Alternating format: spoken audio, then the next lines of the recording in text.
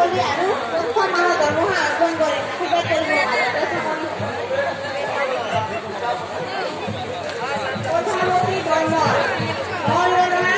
দুইটা এই বছৰতে যদি চাকৰি হয় তেনেহ'লে মই অহা 3 বছৰ ছাগলী এটা আৰু হাঁহ এটা এইখিনি